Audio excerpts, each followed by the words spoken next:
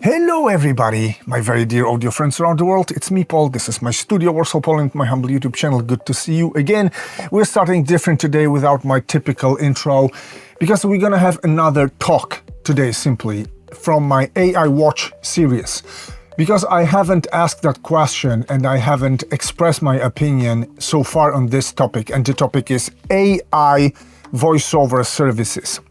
And the question is, are voiceover artists another group that will go extinct in years or months? Is it another species endangered that can disappear? That's a valid question, and I'd like to ask this question today. As always, if you think this channel is a cool place, if you like my studio, my videos and my topics, please consider subscribing somewhere here down in the corner, getting notified, liking this vid and commenting on it down below, because this is another important thing to discuss. Let's go!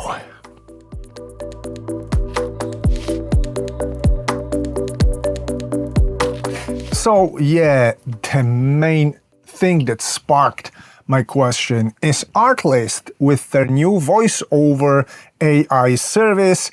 You can choose a lot of voices from a library.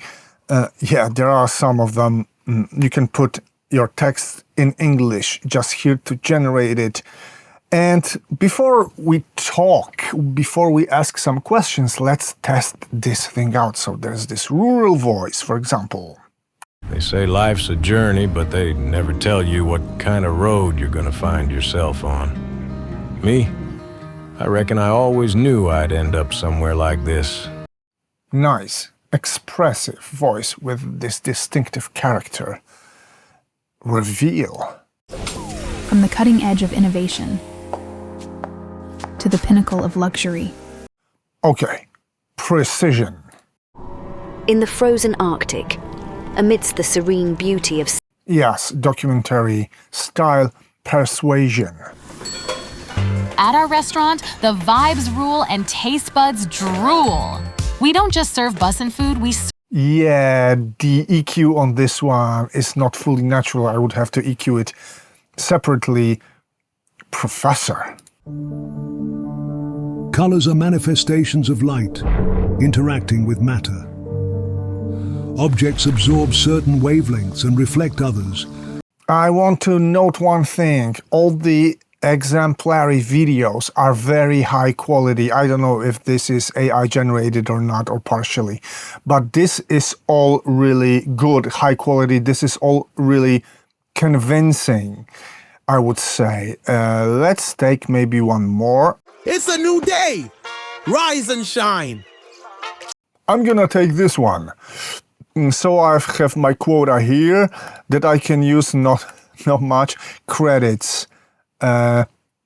Upgrade now and I subscribe. The cost will be, yeah, it's simply Max Pro subscription. I won't do this. I will try to... Hi, this is Folia, Soundstudio. Hi, this is Folia Soundstudio. Hope you like my content and subscribe. And so on, and so on, and so on. Guys, this is nothing especially new because it's already there. And it comes from 11 Labs. It's, for many, the best voiceover AI service out there that lets you synthesize speech. It lets you do a lot of stuff. Let's maybe start from the very beginning. So what you can do is clone a voice instantly, or use an existing voice from a library, make it a professional deep voice cloning, or simply go for a voice design, male, female, age, accent, accent strength, and etc., etc. Not only that, because VoiceOver Studio lets you add voiceover and sound effects at the same time to a video, there's also Dubbing Studio. And this is something really crazy, because it can detect the language the video is spoken in, and then it can translate it into another language. The translation and the voice with all its expression can be transferred from one language to another, which is already absolutely crazy. Also, you can replace one voice with its expression and any given performance in the same language, and you can replace it very smoothly with another voice, like the same tempo, expression, the same words in the same language, but absolutely different voice tone, gender, etc., etc.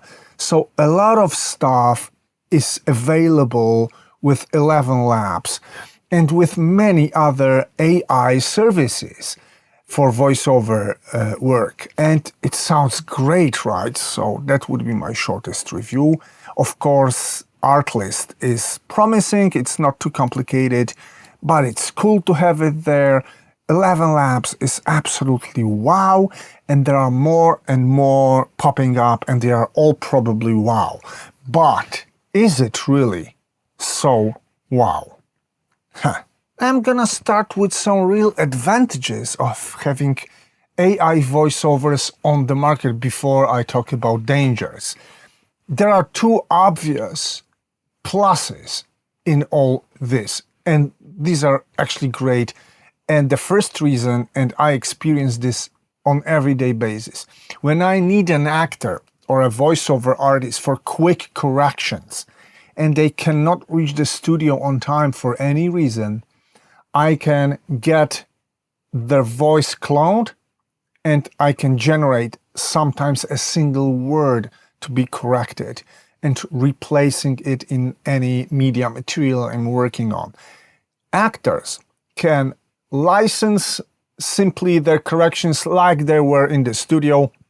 It's faster, it's easier for them, it's more convenient for everybody, also for the client. I also charge for delivering the cloned voice and any corrections, blah, blah, blah. So everybody is happy. The media company or a TV station, they got their material corrected. The voiceover artist, the actor, they charge the license. I charge for my services anyway. And this is really cool without too much hassle. Yeah, the second thing is that all the small media creators, YouTubers, vloggers, they wouldn't be normally able to afford voiceover services from voiceover artists, because this is probably too much work, and in many cases, for many reasons, it might go too expensive when you produce content. And now a spoken narrative layer is available for you for very cheap on a very, very decent level. And this is great. Also, when you have a really small company, like a real startup, and I don't mean tech startups that are loaded with investors' money.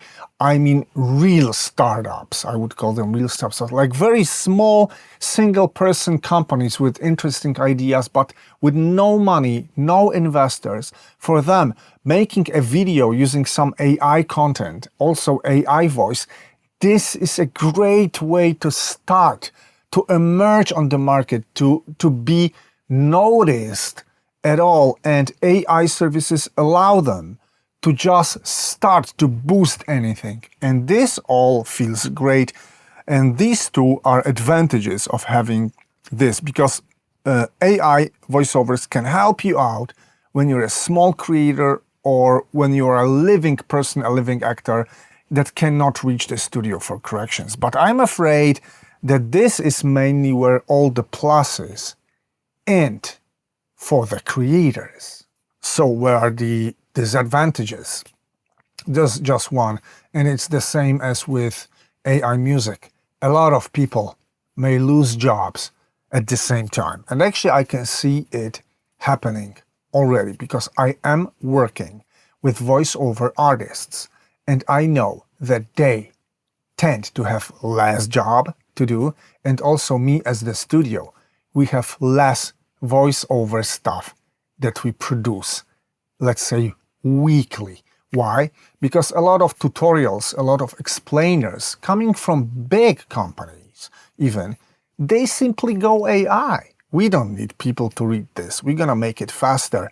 We're gonna make it cheaper. And I can understand it fully, because business thinking is, let's deliver this as cheap, as good, as fast as possible. Let's optimize everything to the very end. It's all about optimization, financial and time-wise. Can I blame business for being business? Not really, but do I endorse it? Do I like it?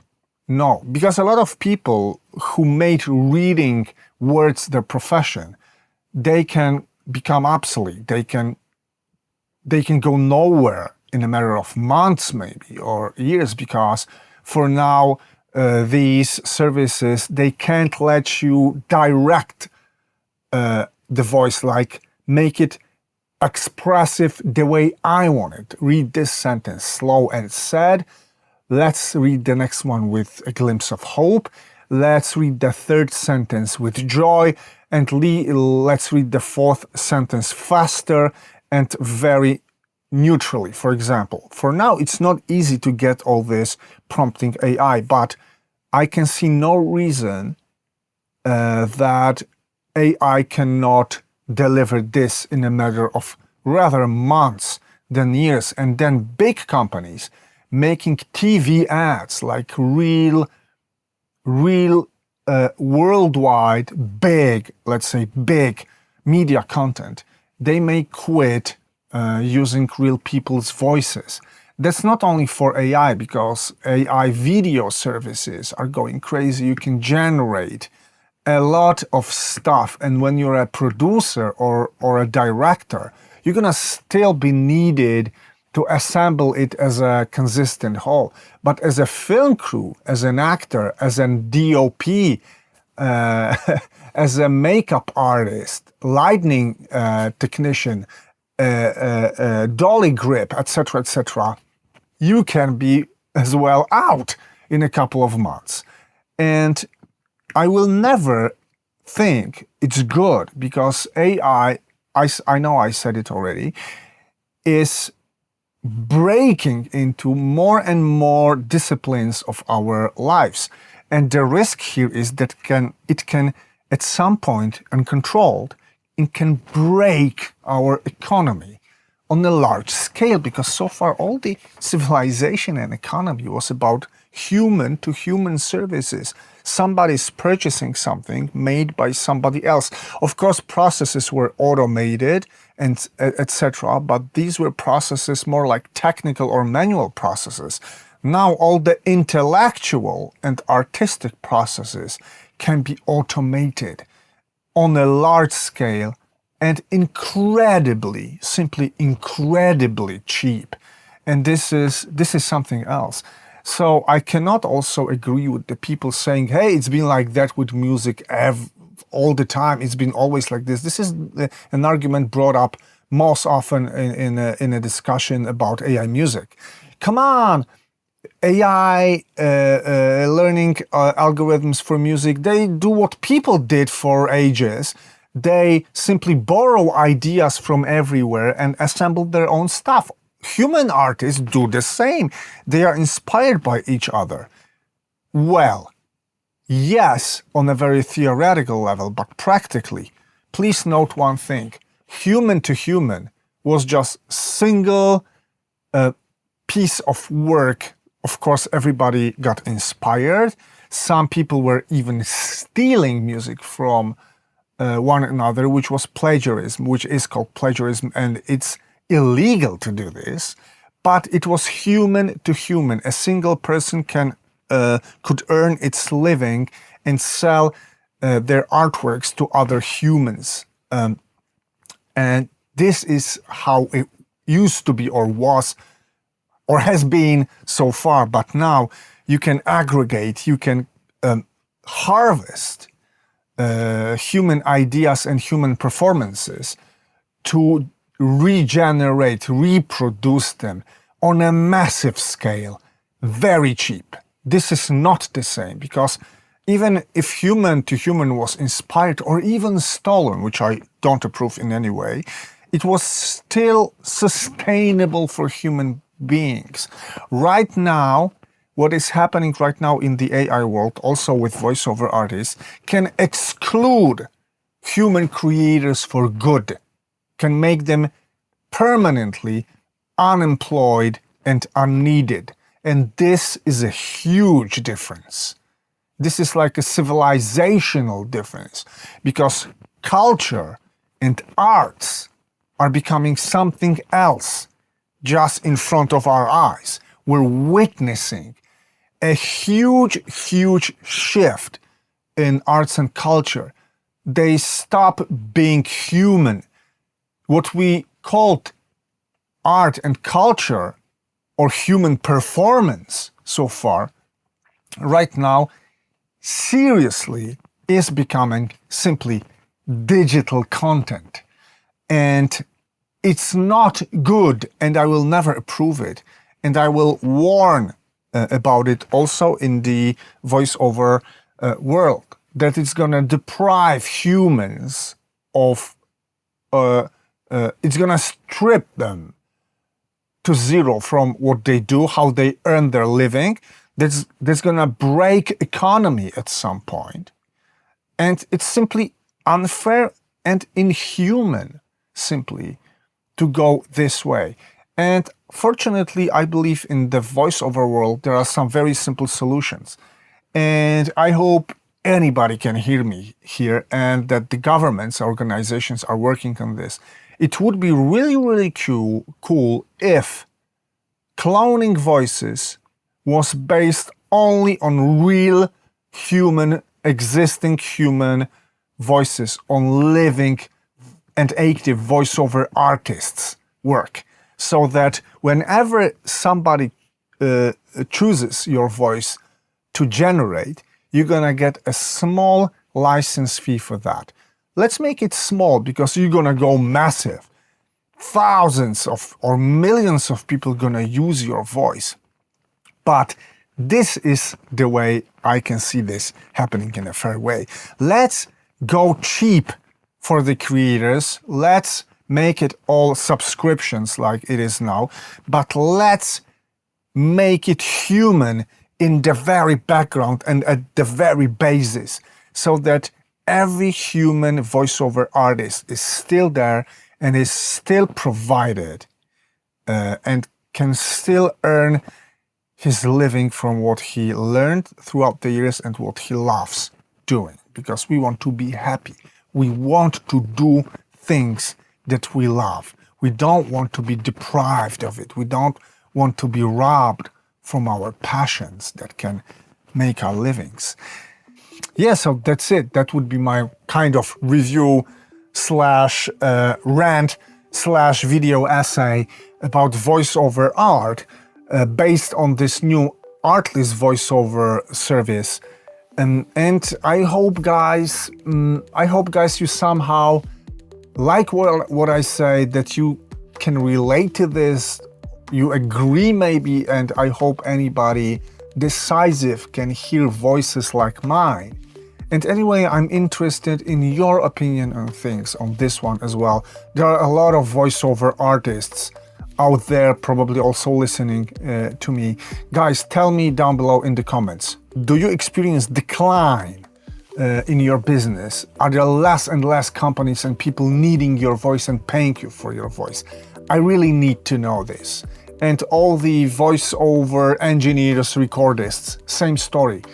Do you have more or less work, or it didn't change in terms of recording human voiceovers in the studio? Yeah, so let me know down below. I hope to discuss things with you, and I hope to hear from you very, very soon. Take care. Bye.